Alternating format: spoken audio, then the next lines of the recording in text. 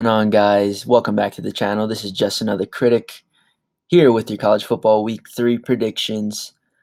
Just to open it up, if you aren't already aware, there has been cancellation of 3 games coming into this week. 3 of those games being in the top 25. First off, that's UCF, number 18 UCF versus North Carolina has been canceled.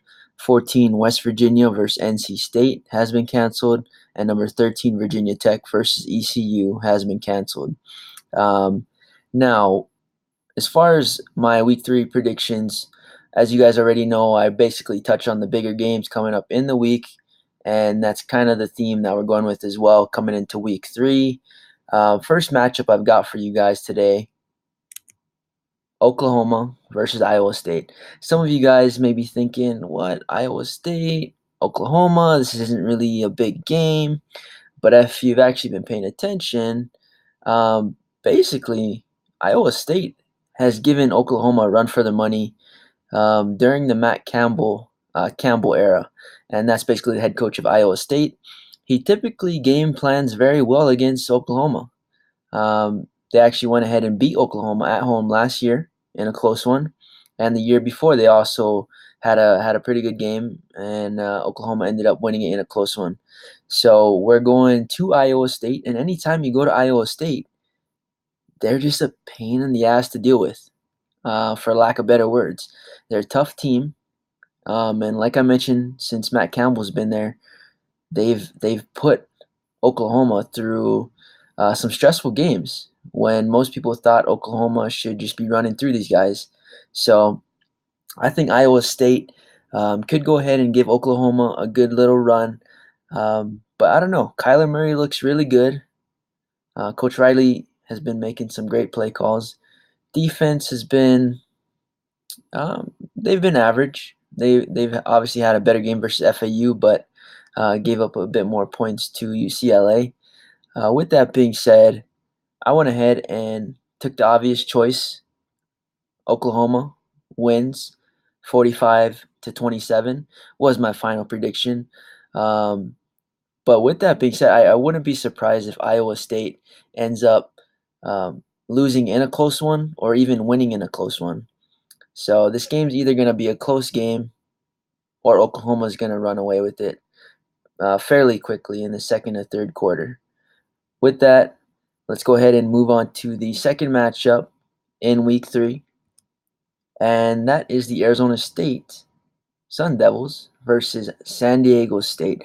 Now, the reason I went ahead and chose this game is basically with Arizona State, we have so many questions that we need answered, and I'm not sure we're going to get it in the San Diego State game. But we're still trying to figure out if they're the real deal. Are they legit? They obviously came off of a nice win, as you can see, versus a really hyped up Michigan State team coming into this season. Got that W 16-13. It does look like they are more organized overall at Arizona State. And that defense may actually be something to look out for. You know, they're only allowing 6.5 points a game after 2 games, given they did play Texas San Antonio in their first game opener. But I think San Diego State is one of those teams that typically they just know how to contend with Power 5 teams, and they always make a good game against anyone that they're going to go ahead and play. I do think they're still trying to figure themselves out offensively. They've got a really good running back, but obviously some big losses offensively for San Diego State coming into this season. I do think Arizona State is going to win this one in a close one, and I have my final score, Arizona State winning 27-17. Now, moving along to the SEC, we've got the Vanderbilt Commodores versus Notre Dame Fighting Irish. This game, most people, just taking a look at this game from the outside may think Notre Dame's going to go ahead and run through these guys, but I think this is actually a bad matchup for Notre Dame. Vanderbilt defensively looking pretty strong this year. They're allowing about 75 yards 75 rushing yards a game, and defensively um, they look pretty good at all positions. I mean, they're not the best team in the SEC, obviously, but it looks like they're doing a great job in in not only holding teams, to low scoring games, but as well as keeping the rushing game and passing game on lock. Um, and I think we're gonna have a close one here with Notre Dame and Vanderbilt. If Vanderbilt plays this right, um, they should be keying in on the running game, doing their best to shut down Notre Dame's running game to force Wimbush to pass. Obviously, as most of us know, Wimbush isn't the best of passers. I talked about this on one of my actual last episode, if you want to call it that. My week 2 biggest takeaways were Wimbush actually threw 3 picks, so he's not the strongest of throwers. He is, he can definitely make plays with his feet, but if they're able to um, they might want to actually possibly, um, I'm not too sure, what Vanderbilt's roster looks like, but they're gonna want to try and get one of their more quick, elusive linebackers to spy Wimbush, and then I would try my best to shut down that run game and force him to throw and make Wimbush beat you, because we saw, like I mentioned last week, as well as in a few games last year, most notably the Miami game where he just fell apart in the first half, throwing pick after pick. So when you force him to throw, he's he's really he's really not going to be the guy to take you to the promised land, so to say. With that being said, I do think Notre Dame will actually, um, you know, come away with the win in a close one here. I've actually got Notre Dame winning the game 24-20. Once again, Notre Dame winning 24-20. Wouldn't be surprised if Vanderbilt comes up with the upset. If anybody is getting upset this week, I do believe it's going to be Notre Dame in this game here against Vanderbilt.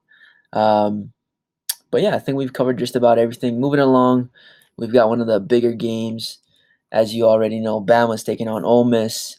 And whenever these teams get together, with the exception of last year, we typically have a fun matchup. Um, Obviously, they blew them out. I think the score was 63-3, something like that. Last time Bama played Ole Miss, it was just a slaughterhouse. Um, However, the 2 years before that, Ole Miss did actually not only compete with Bama, but they won, I believe, 2 out of the last 4 matchups. With that being said, I don't think Ole Miss has a chance in this one. This is going to be the best teams. This is basically going to be the first test for both of these teams coming into this season. Obviously, both of them haven't necessarily played the greatest schedules just yet. Um, and I do think that Alabama defense still has some holes to tighten up. I think Ta'amu is going to have a fairly decent game. I do believe eventually the Bama defense is just going to start wearing down that Ole Miss offensive line. They're going to start putting pressure on him. And defensively, Ole Miss is, for lack of better words, they're trash this year. I believe they're giving up something like 350 passing yards per game, along with 200 rushing yards a game. And they haven't really played anybody up until this point. Texas Tech, obviously, you know, hasn't been the greatest defensive team or team overall, as far as the Big 12 goes. Um, Coming into this game, Tua is just going to have his way. That's my personal belief. Tua is going to basically make all the plays needed. There's going to be so many guys open for him. Obviously, as we already know, he's got arguably the best wide receivers in the nation at his disposal. And he's going to be able to not only throw them open, but they're going to get the separation for him. And I believe this is going to be probably Tua's best game to date, statistically. I think he'll probably throw for over 300 yards, 4+ touchdowns. Um, I take that back. I don't think he's gonna throw for 4 touchdowns. I think he'll have a total of 4+ touchdowns, whether it be running, passing, catching. Who knows? Um, like I mentioned, the only question I have is, the Alabama defense. Obviously, for all of the things that they're trying to sharpen up defensively, they're still a very good defense. But I do think Ta'amu is going to have a fairly decent game early on, but eventually that Bama defense is going to wear him down, take over. I've got Alabama winning 62-24 in a blowout.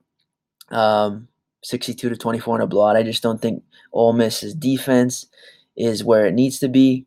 Tua is just on fire right now, and offensively they're virtually unstoppable. Other than that, I've seen some signs of weakness from the O line, so it is something I look out for as well. If Ole Miss can, um, get some pass rush on Tua consistently throughout the game, that's about the only thing that could turn this into a closer game than I've predicted. But other than that, with that, my prediction is 62-24. Bama runs through Ole Miss. Moving along, we've got Boise State and Oklahoma State. And kind of like Ole Miss and Bama, this is basically the first test of the season for both sides. And with Oklahoma State, obviously they lost Mason Rudolph. I'm not too familiar with the quarterback Cornelius, and if you watch his highlights throughout the first two matchup, he hasn't really had to make very many tough throws. Most of his touchdown throws have been to wide open guys sitting in the end zone from blown coverages. So I am excited to see how this quarterback over at Oklahoma State fares against Boise State. Boise State, man, they're just one of those teams that they prepare very well for Power Five teams, and they always compete. They always compete versus Power Five teams. They've also got a phenomenal quarterback, and I believe his name is Brett Ripien. If that's how you pronounce it, I could be pronouncing it wrong. It's Ripien, whatever you want to call him. But I do think he's the better quarterback, in my opinion. I believe Boise State's just overall a much better team than Oklahoma State, more disciplined, and I just can't see Oklahoma State winning this game. It's just one of those things that statistically you can look at all the stats, and Boise State's probably going to fare pretty well if you pull up all the stats. But this is something that, I don't know. Even without all the statistics, even without all that stuff, I just feel like Boise's got this one in the bag. I do have Boise State winning this one 41-27. So that's basically a 2-touchdown win. Boise State takes it. And yeah, I think Boise State is one of the more underrated teams this year. Obviously, they don't play in the greatest of conference, Mountain West, but this will be a good game to kind of see where they're at playing against a Power Five team, and I think they're going to be successful in walking away with a W in this game. Moving forward, we've got a nice matchup down in Salt Lake City in the Pac-12. We've got number 10 Washington taking on Utah Utes. And for me, this one is fairly simple. I've got Washington winning this game pretty comfortably, 38-17. I just think that Washington defense is going to overwhelm Utah. A lot of people think Utah Utes are, one of the better teams in the Pac-12, and I'll agree with that statement. But I just think after watching Washington play against Auburn, I was very impressed, even with the loss. I do think Washington's wide receivers, they've got some playmakers out there. These guys are ridiculous. If you go back and watch the highlights and the tape on that Auburn game, they were just making ridiculous catches. And with the lesser defense like Utah Utes, I think Jake Browning's going to have a better game. Myles Gaskin's going to have a better game. And Washington's going to go ahead, head over to Salt Lake City, get that W, and head on back home. I do think Washington's the best team in the Pac-12, and they do still have a small chance at getting into the college football playoff. if they win out. With that being said, we're going to go ahead and move along to the next matchup. We've got number 12 LSU taking on number 7 Auburn Tigers. I am expecting both of these defenses to show up. Offensively, LSU, I just don't think they're at where they need to be at this point in the season, especially playing a team like Auburn. I believe this game is going to come down to the battle of the quarterbacks. Who can make most plays? Who can make more plays in general? And I think that Stidham, at this point, we have a bigger sample size, if you want to call it.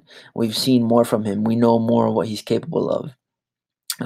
With that being said, I mean, obviously, LSU's quarterback, he was playing at Ohio State. He's got a lot of reps, in garbage time. But Stidham, he just looks so much better at this point. And LSU, just last week, they played Southeast Louisiana and put up 31 points. Are you kidding me? That is weak. That is weak. So, like I mentioned, I still don't believe they are where they need to be offensively. I think Auburn's going to win this game 27-16. I do think that LSU defense is legit. So I wouldn't be surprised if it was a lower scoring game. But overall, I believe Auburn's going to come out with the W. My prediction was 27-16. Wouldn't be surprised if it's even lower scoring game. The last matchup I went ahead and keyed in on was obviously primetime game. We've got Ohio State, number 4, taking on number 15, TCU. And basically that primetime game on ESPN, baby. This is going to be a fun matchup to watch on paper, obviously. Both teams have a lot to play for. Urban Meyer comes back in week 4. So this is kind of a big game for both teams, to solidify one of the bigger wins from both of their schedules. TCU definitely needs this win. I don't think they're going to get it. And kind of the theme that I've been talking about most of this video is that this is also the first test for both of these teams. Both of these teams have played cupcakes in week 1 and in week 2. Ohio State had Oregon State, then they played Rutgers, just smashed them and blew them out, and kind of the same deal with TCU. So coming into this week, they're both going to get a reality check, and that's either going to be really good or really bad. Robinson over at TCU, the quarterback, I do think he will have his moments early. He's got that dual threat ability, which he's definitely going to need against this Ohio State defensive line. I think, like I mentioned, he's gonna make some plays early, just because Ohio State's still going to be figuring him out. But eventually, I believe Ohio State defensive line, man, they're just too much. Nick Bosa is going to be running through whoever's in front of him, running through 2 guys, 3 guys. The guy's just an animal. He's going to have a huge impact on this game. And I think Haskins overall will make more plays than Robinson. And the talent and depth at Ohio State will ultimately pull out the win for Ohio State. And I've got the final score, 44-20. Ohio State wins it comfortably. And that's about all I've got to say about that game. Ohio State, man, they are a real contender for the college football playoff at this point. They're sound on both sides of the ball. Defensively, they're stacked. Offensively, they're stacked. They've got the talent. They've got the depth. There's no reason why they shouldn't be in the conversation every year. But yeah, with that being said, guys, if you like my content, awesome. Go ahead and hit that subscribe button. If you like the video, go ahead and like it. If you got some games that I might have missed, drop them in the comments. And if you don't like my content, awesome. Go ahead and hit that subscribe button so you can come back and talk more trash on my videos. Either way, awesome. Appreciate you guys watching the video through this far. As you already know, I'm just another critic, just another guy that enjoys watching the game, talking about the game. And yeah, I believe that's all I've got to say for today. For those of you on the podcast, thank you for supporting. For those of you on YouTube, appreciate your time. Like, comment, and subscribe, and I'll see you on the next video. Peace.